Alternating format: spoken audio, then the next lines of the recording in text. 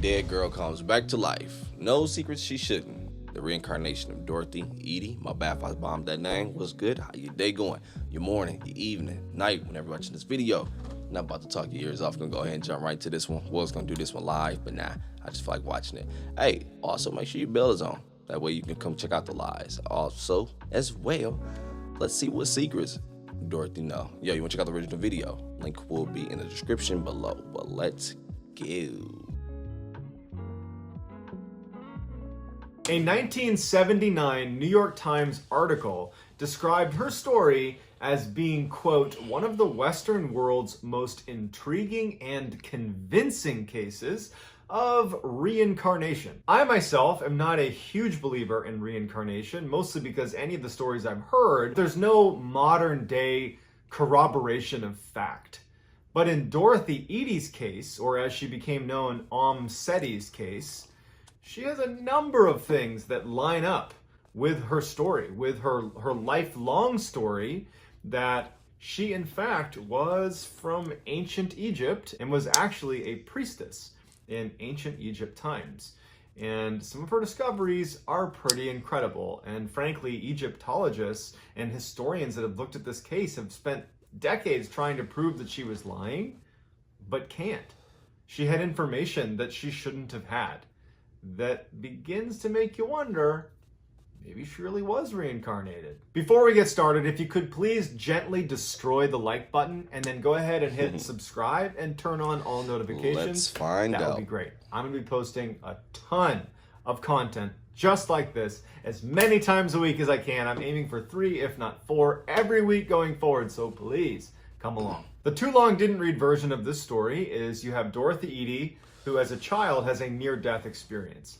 When she kind of comes back, she believes that she is no longer home, that her home is somewhere else. She starts having dreams about this place. She describes this garden and this big building, and then eventually she discovers that what she's describing is a place in ancient Egypt.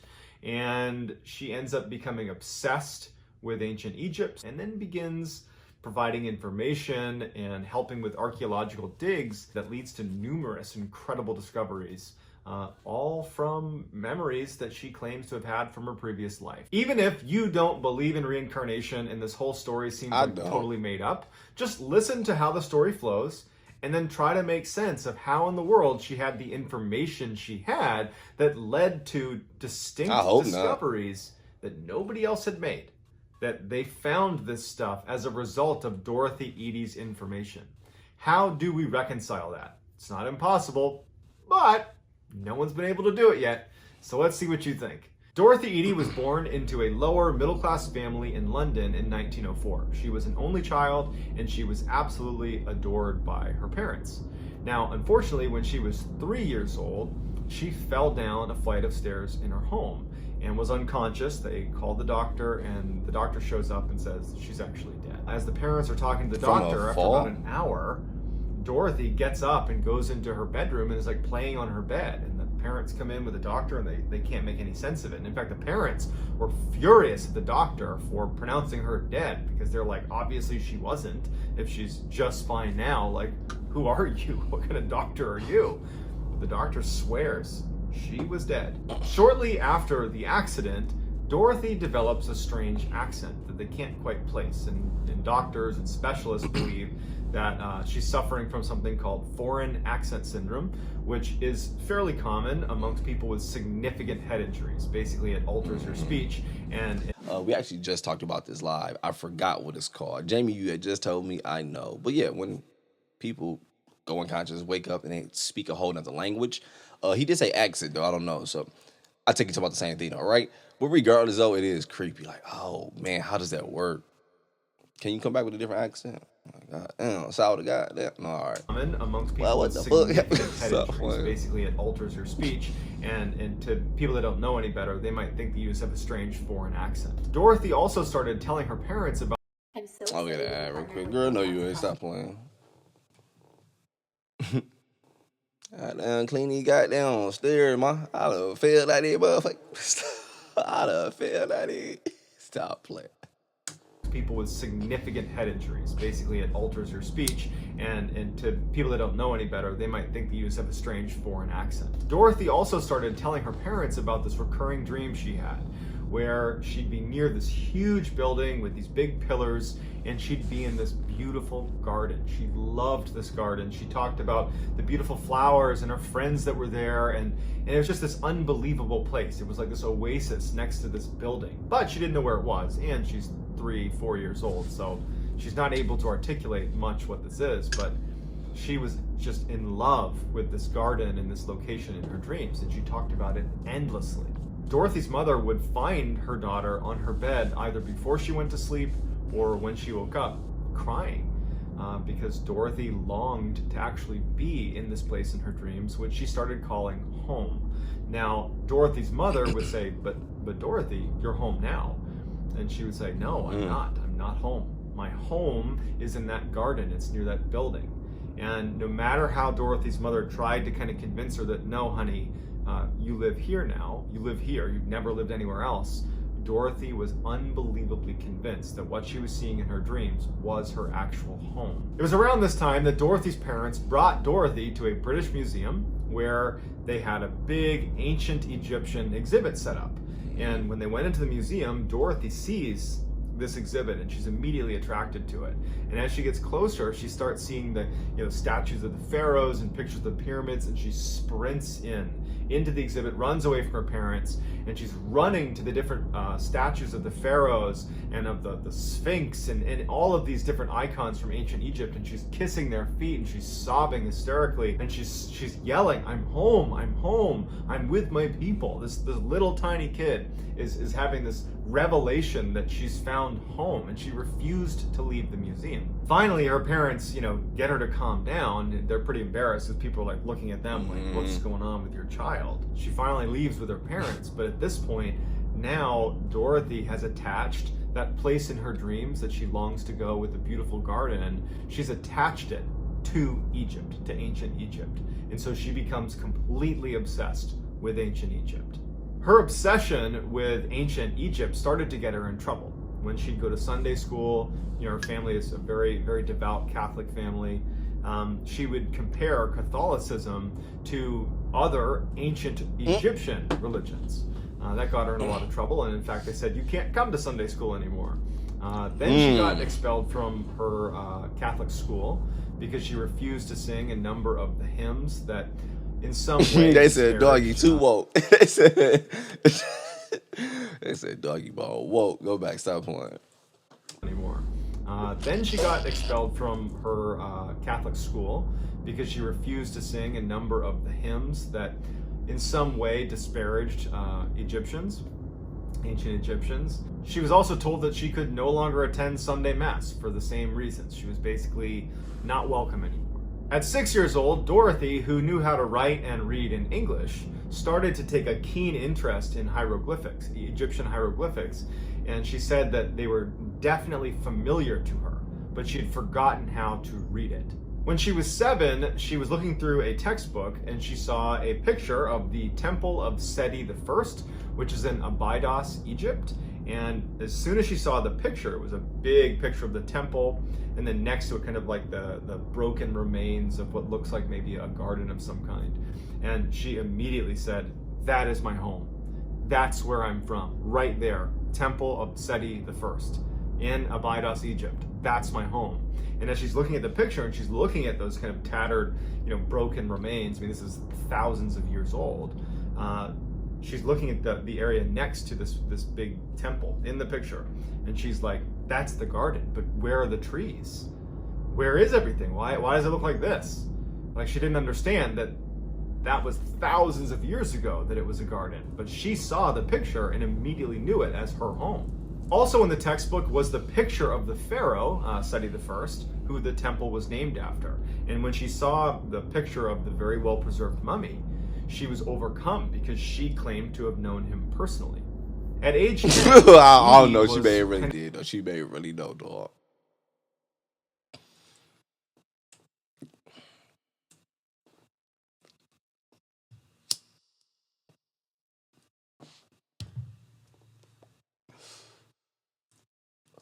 Next book was the picture of the pharaoh, Seti I, who the temple was named after. And when she saw the picture of the very well-preserved mummy, she was overcome because she claimed to have known him personally.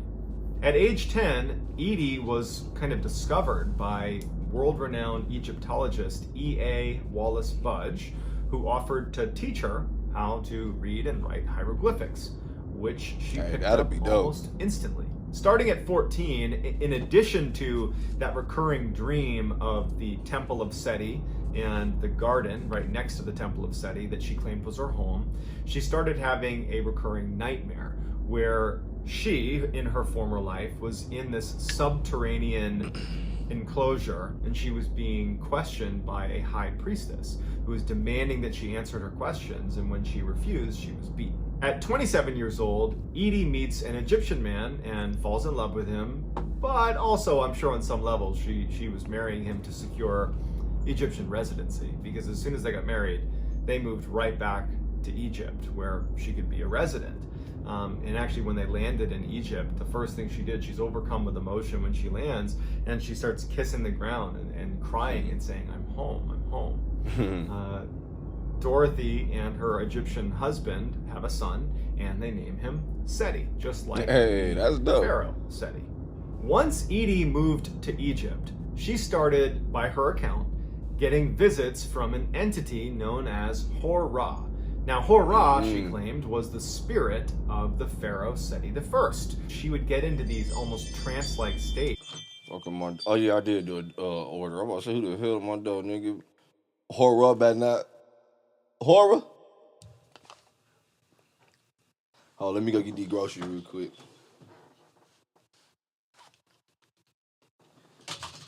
Appreciate it.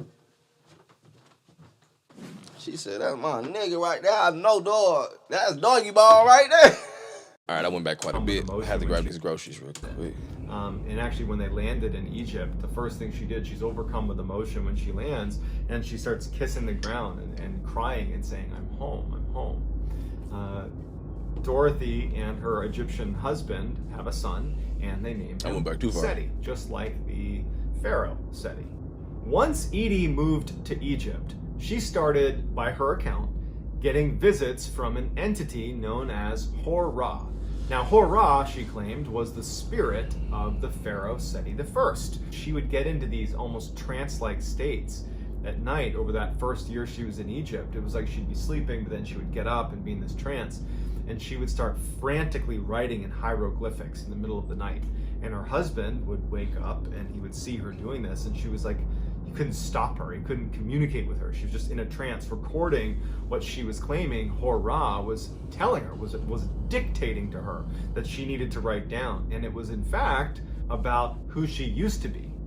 She used to be, according to Hor-Ra, a woman by the name of Ben Trishit, who lived 3,000 years earlier in the time of Pharaoh Seti I, and who lived in the Temple of Seti in and around that garden. So after a year of her going into these trances and writing in hieroglyphics, she had over 70 pages of transcript of what she claims was her story, and it goes like this. Before being born as Dorothy Edie, she was an Egyptian woman named Ben Trishit. Her father was a soldier, and her mother was a vegetable seller who actually died when she was just 3 years old. Unable to care for her, Ben Trishit's father placed her in the temple of Qam el-Sultan. She was then raised at the temple where she later became a priestess. When she was 12 years old, Ben Trishit was given two choices: either venture out into the world on her own or become a consecrated virgin and stay at the temple. Ben Trishit decided to take the vows. But a few years later, she meets Pharaoh Seti I, and they end up falling in love, and soon she becomes pregnant.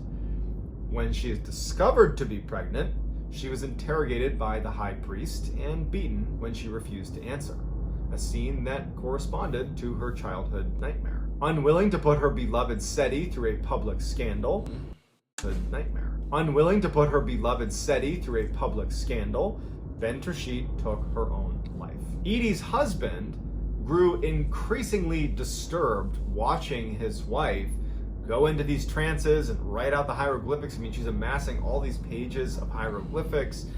her whole thing was just too much for him, and so he ultimately filed for divorce in 1936. Following the divorce, Dorothy and her young son leave and go live in another town near the Giza pyramids, and she starts going by the name Seti, which means mother of Seti. So she doesn't go by Dorothy Edie anymore. And at this point, she also takes a job with Egypt's Department of Antiquities, and she begins a very lengthy and highly successful career in Egyptology. For nearly 20 years, Seti would research almost exclusively the temple of Seti I and learn everything about not only the temple but the people who lived there, because it was where she believed she used to live. But it wouldn't be until 1952, when she's almost in her 50s, that she finally actually steps foot in Abydos. And it was because of a job transfer that put her there. And in fact, she took a pay cut. Let me go back real quick, my bad. I started kind of zoning out, just wondering, because I do believe, just personal shit, I do feel like, a little bit off topic, so many answers are there, man. I feel like, I don't know, I feel like a lot of ish can start right there for me. It's like, man, I just want to know so much. Like, perfect example, the damn Sphinx or whatever. Isn't like the head really oversized, or is it under some ish like that, whatever, compared to the body and ish?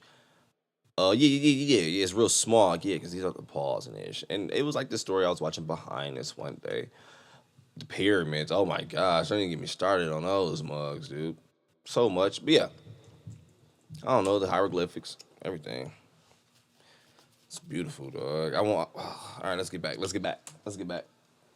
I'm zoning out, my bad.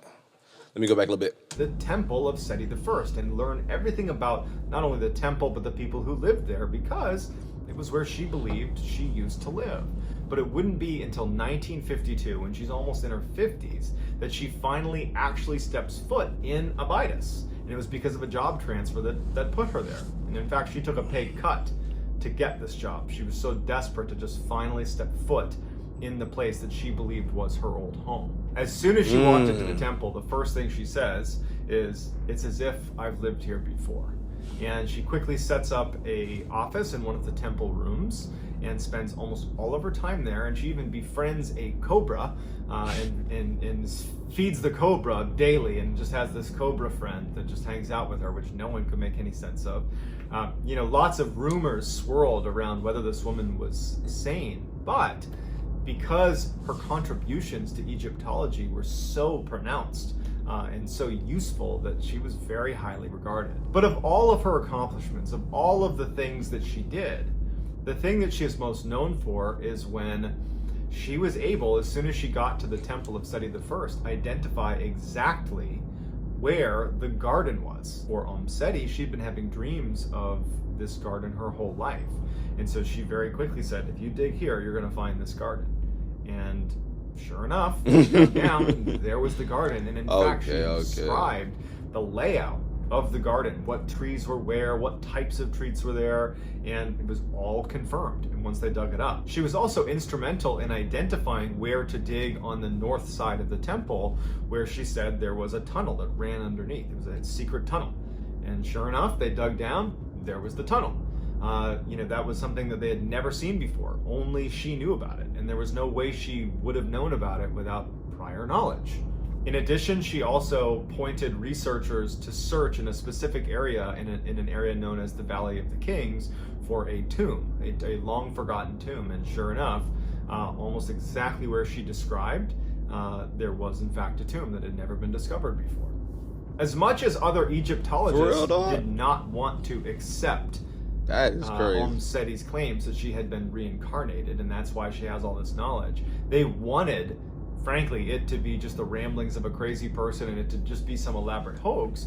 But they couldn't deny the fact that she had intimate knowledge of certainly everything that ever happened at the temple of Seti I in the time frame that she claimed to have been living there. And those are some major discoveries I cannot cap. 3,000 years prior. Fascinatingly, right before she died, when she was 81, she said that there was a secret underneath the temple of Seti I.